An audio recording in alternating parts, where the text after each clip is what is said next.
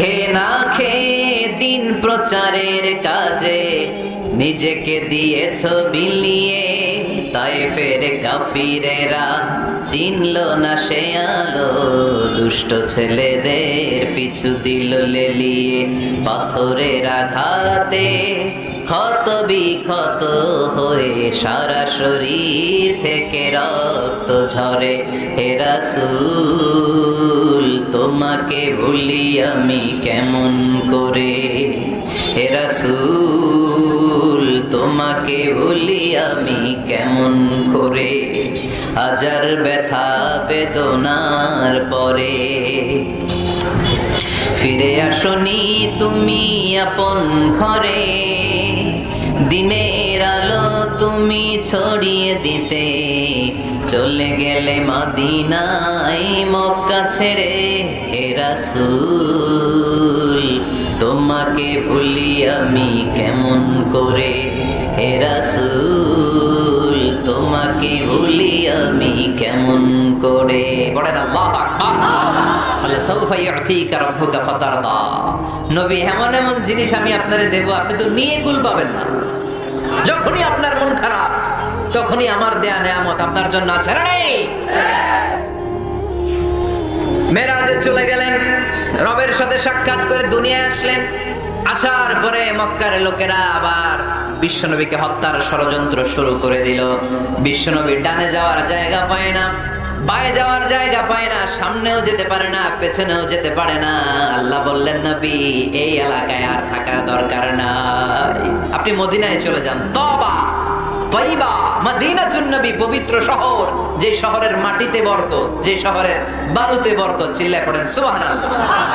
বিশ্বনবী আল্লাহ তাআলার আদেশে এই কষ্টকর পরিস্থিতি থেকে উত্তরণের জন্য মক্কা থেকে মদিনায় গেলেন। মদিনায় যাওয়ার সাথে সাথে লোকজন গাইতে শুরু করলো, তালাআল বাদরু আলাইনা মিন সানিয়াতিল ওয়াদা ওয়াজাবা শুকরু আলাইনা মাদা লিল্লাহি দা আইয়ুহাল মাবউস فينا جئت من أمر المطاع جئت شرفت المدينة مرحبا يا خير دار সবাই পড়েন طلع البدر علينا من ثنيات الوداع وجب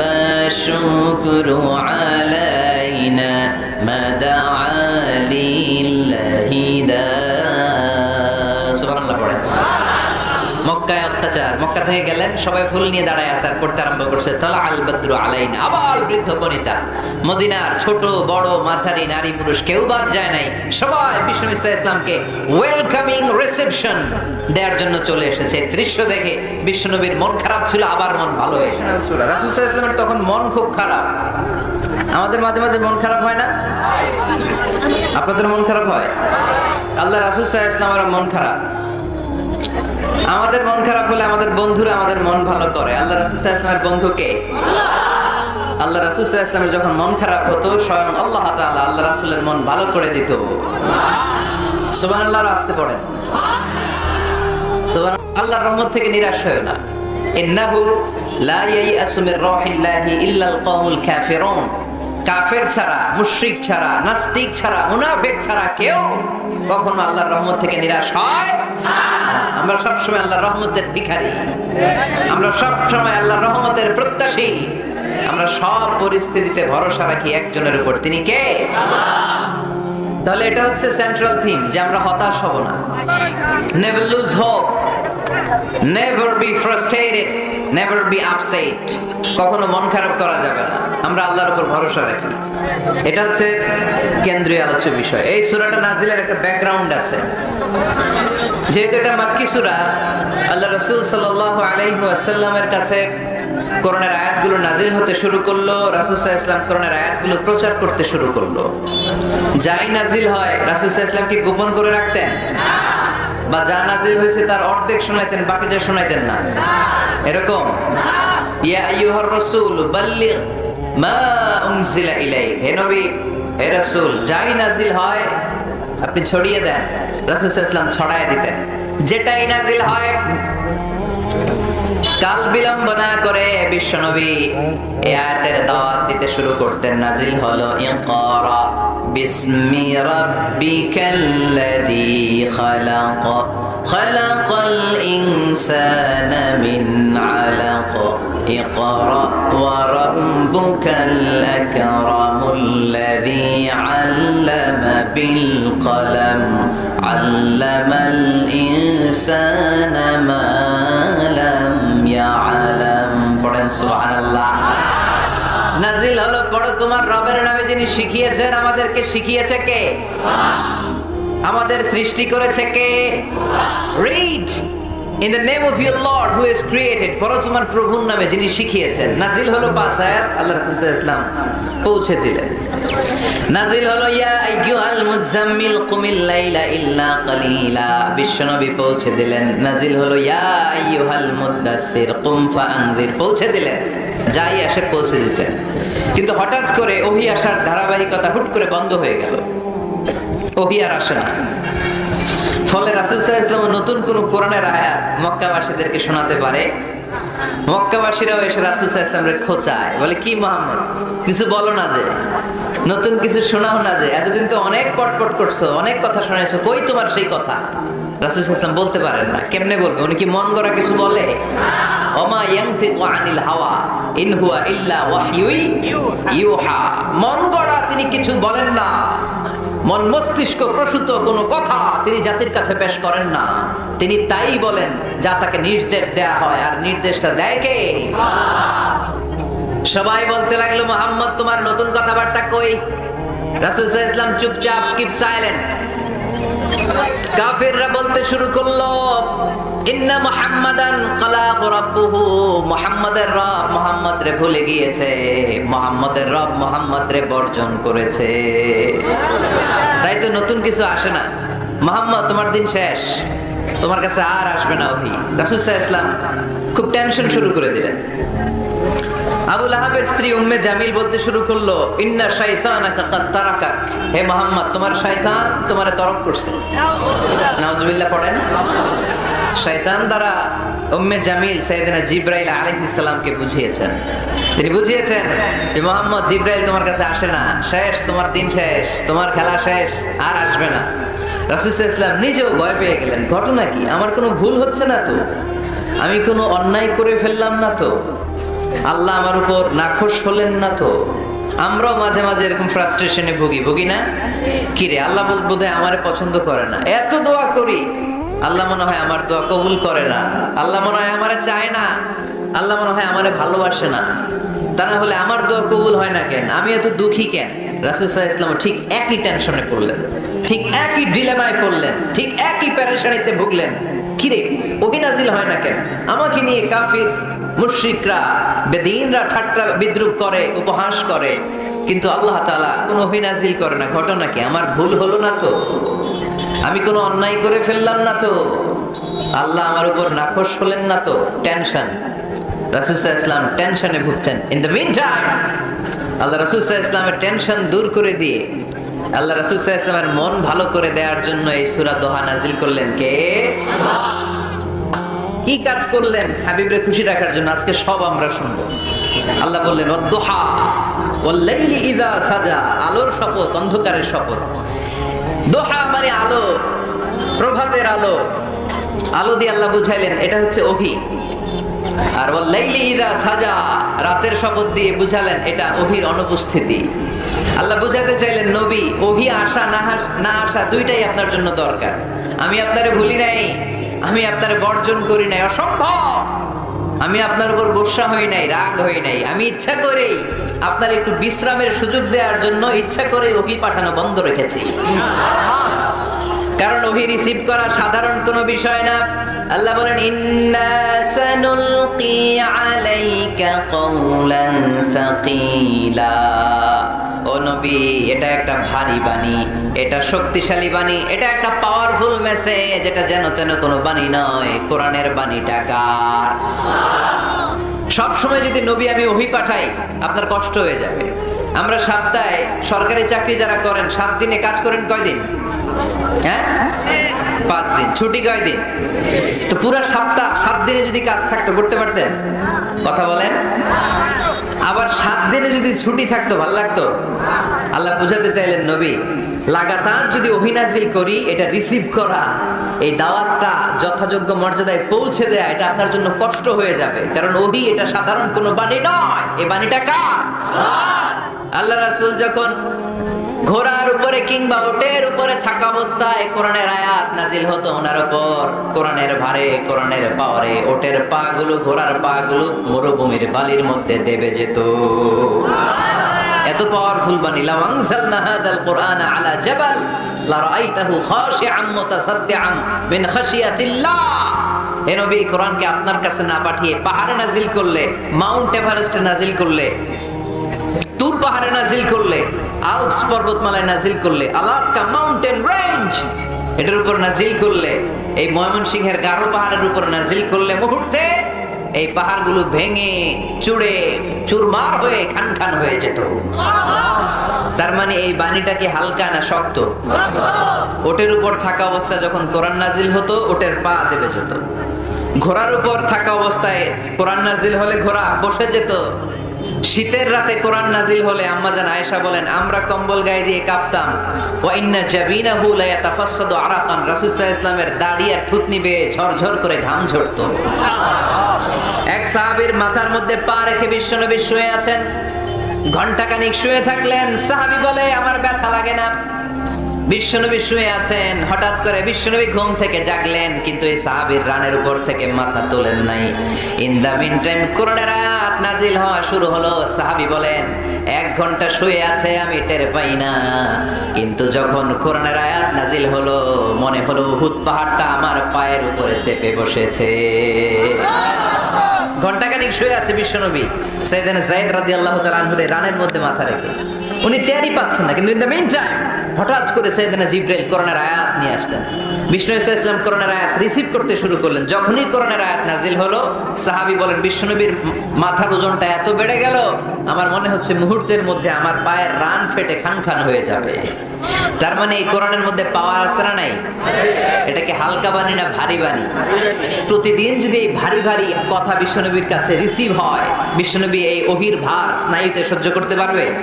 আল্লাহ বলেন, নবী আপনার কষ্ট হচ্ছে, এটা দেখে আমি ইচ্ছা করে, ইন্টেনশনালি ইচ্ছা করে আপনার বিশ্রাম আর রেস্টের ব্যবস্থা রাখার জন্য কয়েকদিন ইচ্ছা করে ওহী নাজিল বন্ধ রেখেছি। কাফিররা বলে, আমি আপনারে ভুলে গেছি। নো, নেভার, অসম্ভব।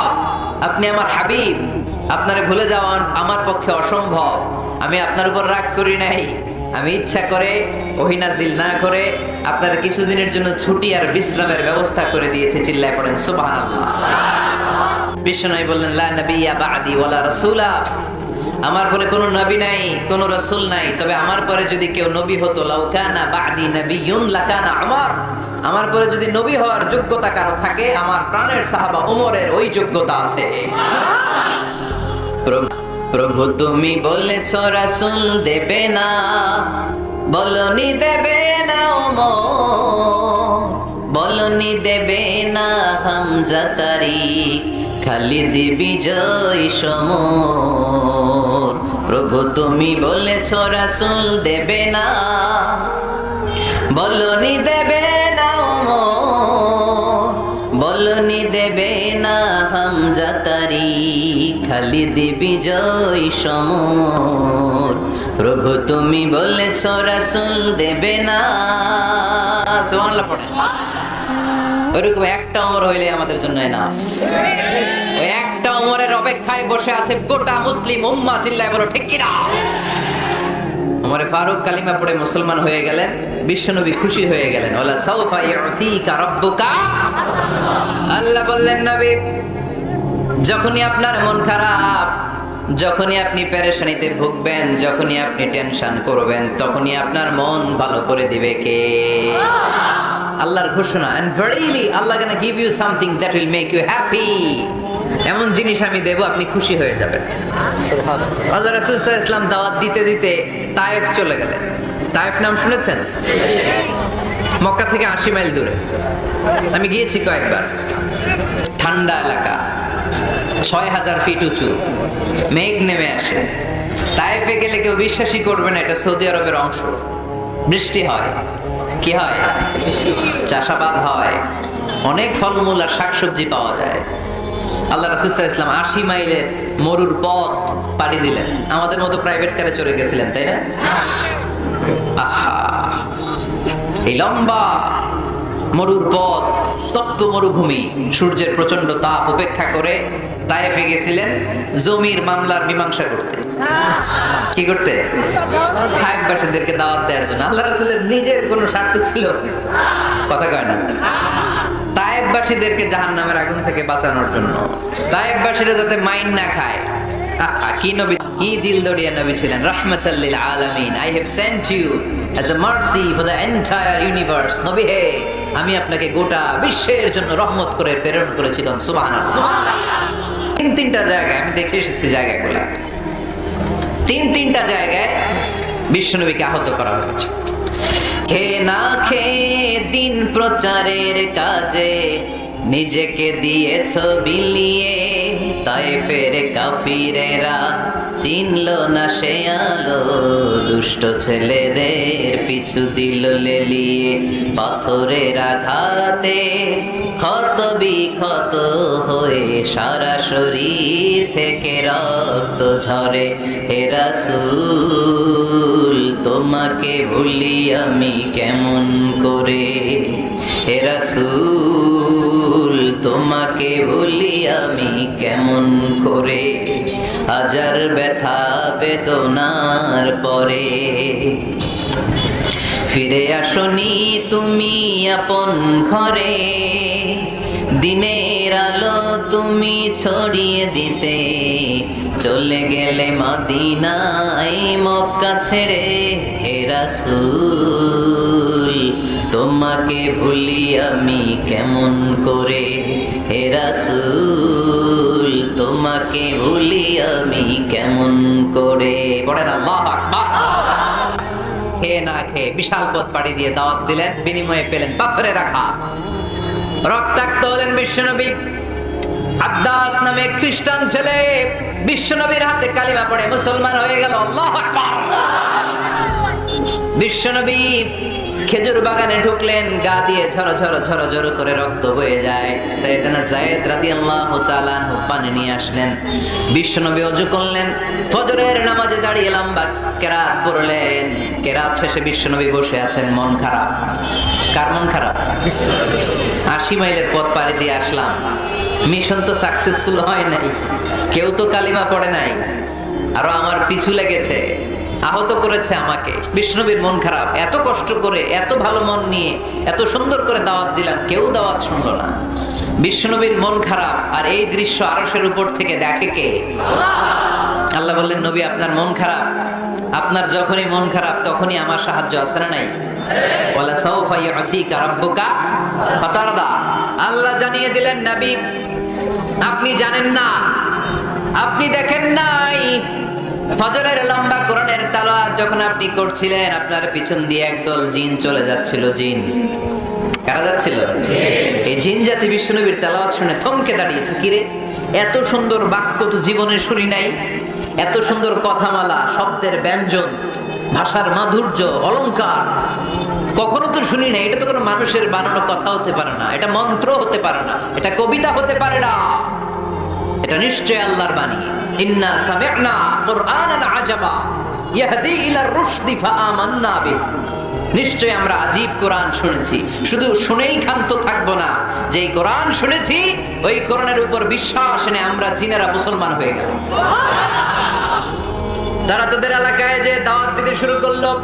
এই দৃশ্য বিশ্বনবী দেখছে নাকি? বিশ্বনবী তো তেলাওয়াত করতেছে ফজরের নামাজে। বিশ্বনবীর যখন মন খারাপ, আল্লাহ জানিয়ে দিলেন, নবী মন খারাপের কারণ নাই, দিতে আসছিলেন দাওয়াত দৃশ্যমান জাতিকে, মানে মানুষকে। কিন্তু এদের উপর যদিও দাওয়াত ফলপ্রসূ হয় নাই, অদৃশ্যমান এক জাতি, জিন জাতি আপনার মুখ নিঃসৃত কণ্ঠে সুন্দর তেলাওয়াত শুনে পুরো জিন জাতি কালিমা পড়ে মুসলমান হয়ে গেছে। ওয়ালা সাউফা ইউতিকা রাব্বুকা ফাতারদা। নবী যেখানেই আপনি পেরেশান, যেখানে আপনার মন খারাপ, ওখানে মন ভালো করে দিবে কে? আল্লাহ রাসূল সাল্লাল্লাহু আলাইহি ওয়াসাল্লামের প্রিয়তমা স্ত্রী খাদিজাতুল কুবরা আত-তাহিরা রাদিয়াল্লাহু তাআলা আনহা ইন্তেকাল করলেন। রাসূল সাল্লাল্লাহু আলাইহি ওয়াসাল্লামের হৃদয়টা ভেঙে খান হয়ে গেল।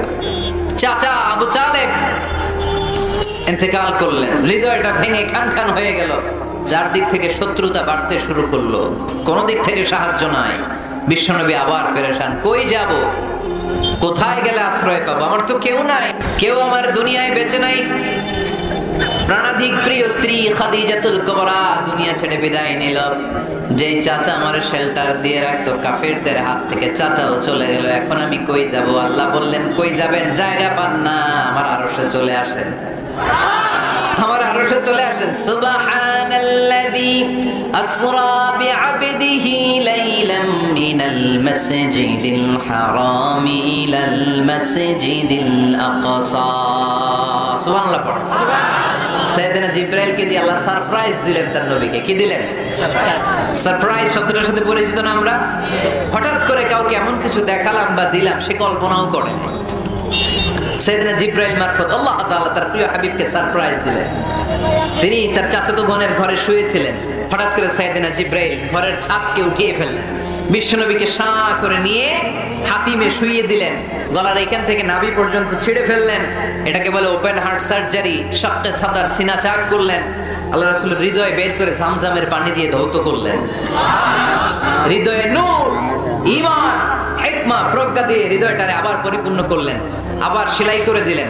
তারপরে সরাসরি এখান থেকে বাইতুল মাকদাস, ওখান থেকে আল্লাহর আরশে নিয়ে গেলেন। আল্লাহ সাউফা ইউতিকা রাব্বুকা ফাতারদা।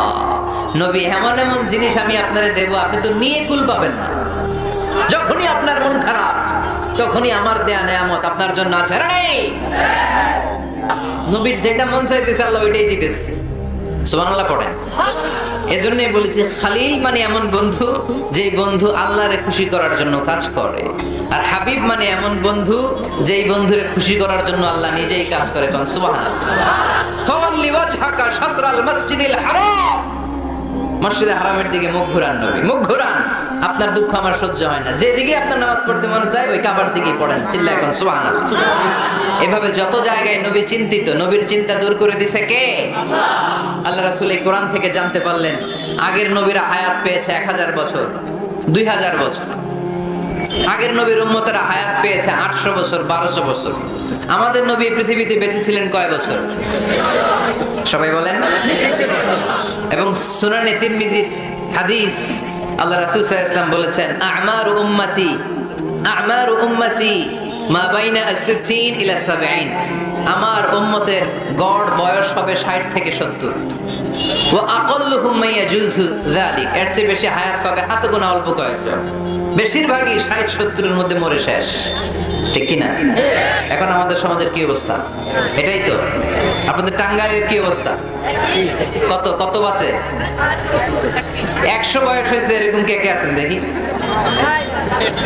টাঙ্গাইল ওই যে একজন হাত তুলছে, যুবক হাত তুলছে, মানে বুঝাইতে চাইছে হুজুর দোয়া করেন 100 বছর বাঁচতে চায়। আচ্ছা 80 বছর কার আছে দেখি? 80 পাওয়া যাবে বোধহয় দুই একটা। ওই যে মাশাআল্লাহ মাশাআল্লাহ মাশাআল্লাহ, এই চাচারা আছে, আল্লাহ কবুল করুক, আল্লাহ আরো হায়াত বাড়ায় দেখ। 50 আছেন কে কে দেখি? 50 অনেক অনেক, হাত নামান অনেক হায়াত পেয়েছেন আপনারা, আল্লাহ আরো হায়াত দেখ, আরো হায়াত দারাজ করুক পরে। আমিন। আমার উম্মতি মা বাইনা 60 ইলা 70। আমার উম্মতের গড় বয়স হবে 60 থেকে 70। এই কথা শোনার পরে বিশ্বনবী আবার কাঁদতে শুরু করলেন, কারণ বিশ্বনবীর টেনশন হচ্ছে আগের উম্মতের হায়াত পাইছে বেশি, ইবাদত করছে, আমার উম্মত হায়াত পাইছে কম, ইবাদতের সুযোগও। হায়রে আমার উম্মতের কি হবে? আমার উম্মতের কি হবে? এই নবী তো এমন নবী, সব নবীকে আল্লাহ একটা দোয়া করার সুযোগ দিয়েছিলেন, যে দোয়াটা করা মাত্রই কবুল। এটাকে আরবিতে বলে দাওয়া মুস্তাজাবা। লিকুল্লি নবিয়িন দাওয়া মুস্তাজাবা। সব নবীকে আল্লাহ একটা করে দোয়া করার সুযোগ দিয়েছে, আর এই দোয়াটা করা মাত্রই কবুল। আর সব নবীরা দুনিয়াতেই ওই দোয়া করে ফেলেছে। আল্লাহ রাসূল সাল্লাল্লাহু আলাইহি ওয়াসাল্লাম বলেছেন, ওয়া ইন্নী আখতাবিউ দাওয়াতি শাফাআতান লি উম্মতি ইয়াউমাল কিয়ামা। ওই দোয়াটা আমি দুনিয়ায় করি নাই, ওই দোয়াটা আমি তোমাদের জন্য কিয়ামতের ময়দানে যাতে তোমাদেরকে সুপারিশ করে জান্নাতে ঢুকাতে পারি ওই জন্য রেখে দিয়েছি। কত কষ্টে বিষ্ণু ঈসা ইসলাম ছিলেন, খাবার ছিল না, পেটে পাথর বেঁধেছেন। যদি বলতেন আল্লাহ ওই দোয়াটা করলাম, আপনি খাবার দেন, জান্নাতের খাবার পাঠাই দিত কে? উহুদের ময়দানে দাঁত ভেঙেছেন, রক্ত ঝরেছে, যদি দোয়াটা করতেন মুহূর্তে বিজয় দিত কে? কোন পরিস্থিতিতে ওই দোয়াটা বিশ্বনবী করছেন? রেখে দিয়েছে। দেখেন, অন্য নবীর সাথে আমার নবীর অ্যাটিটিউডে পার্থক্য। অন্য নবীরাও চাইলে রাখতে পারতো এদের উম্মতের জন্য, না, বিপদের দিনে ওটা কাজে লাগায় ফেলছে। প্রত্যেক নবী একটা করে দোয়া করার সুযোগ পেয়েছিল, যে দোয়াটা করা মাত্রই কবুল। সব নবীরা দুনিয়াতেই শেষ, একমাত্র শুধুমাত্র কেবলমাত্র আমার আর আপনার নবী ছাড়া রেখে দিয়েছেন তিনি, রেখে দিয়েছেন ওই দোয়া আমাদের জন্য, আমার জন্য, আপনার জন্য, আমাদেরকে বাঁচানোর জন্য ওই দোয়া রেখে দিয়েছে। চিল্লায় বলেন ঠিক কিনা?